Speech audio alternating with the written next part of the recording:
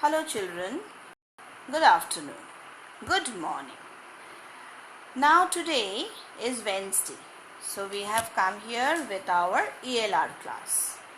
Today in our ELR we will be doing chapter 3. I had said you all that we will be doing chapter 3 later on. So we will be doing chapter 3, that is A Country Christmas. Now this chapter is for your reading assignment.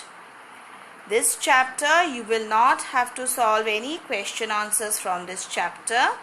You have to go for a thorough reading of this chapter where you will create your videos and send us in your WhatsApp group.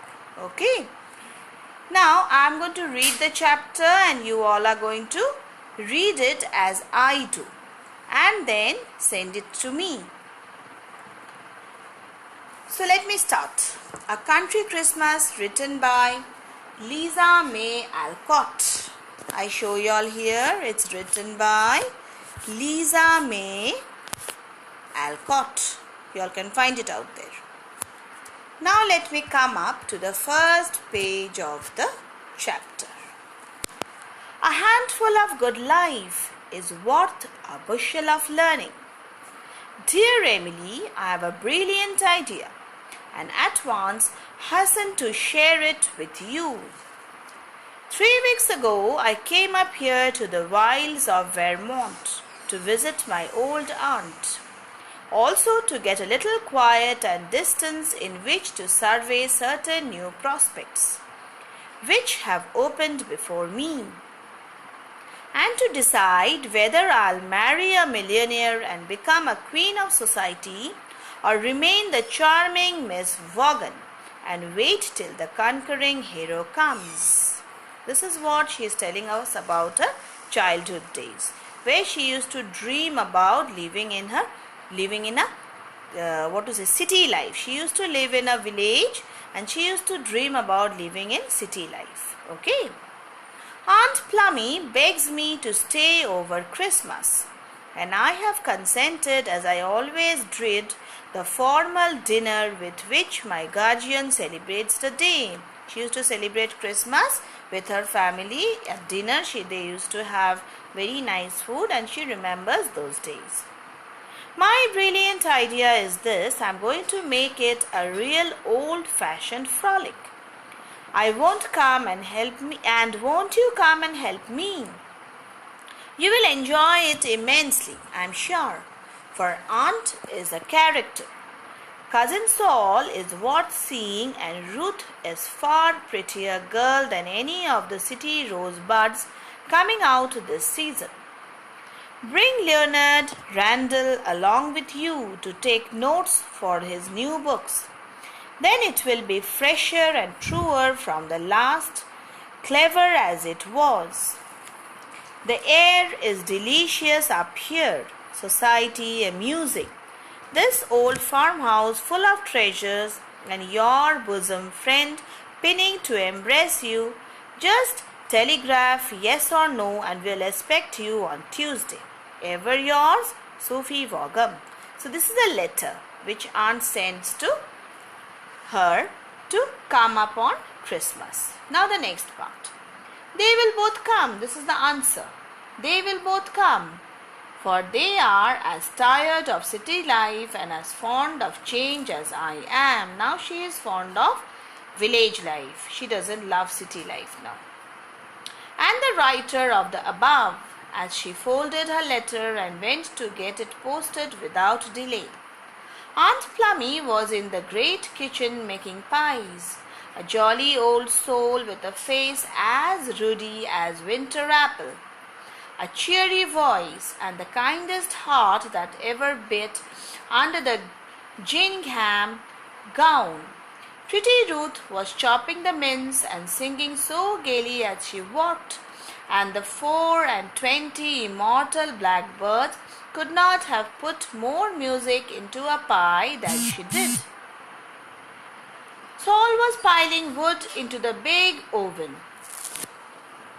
Here is the page.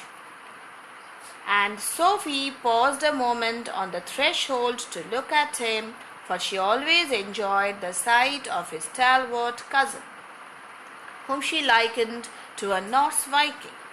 With his fair head and beard, keen blue eyes, and 6 feet of manly height, with shoulders that looked broad and strong enough to bear any burden. His back was toward her, but he saw her first and turned his flushed face to meet her with the sudden lighting up it always showed when she approached.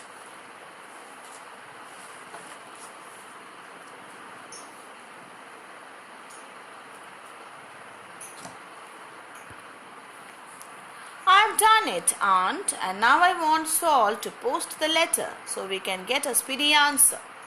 Just as soon as I can hitch up, cousin, said Saul, pitched in his long log, looking ready to put a girdle round the earth in less than 40 minutes.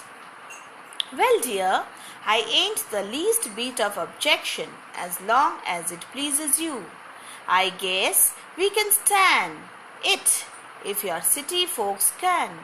I presume to say things will look kind of odd to them, but I suppose that's what they come for. Idle folks do dreadful queer things to amuse them, and Aunt Plummy leaned on the rolling pin to smile and nod with a shrewd twinkle in her eye, as if she enjoyed the prospect as much as Sophie did. I shall be afraid of them, but I'll not try to make you ashamed of me, said Ruth, who loved her charming cousin even more than she admired her. No fear of that, dear. They will be the awkward ones, and you must set them at ease by just being your simple selves and treating them as if they were everyday people. Nell is very nice and jolly when she drops her city ways, as she must here. She will enter into the spirit of the fun at once, and I know you will all like her. Mr. Randall is rather the worse for too much praise and petting, as successful people are apt to be. So a little plain talk and rough work will do him good. He is a true gentleman, in spite of his airs and elegance, and he will take it all in good part if you treat him like a man and not a lion. I'll see to him, said Saul, who had listened with great interest to the latter part of Sophie's speech, evidently suspecting a connection.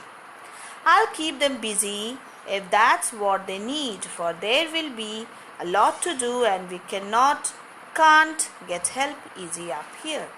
So this is the part which I have read.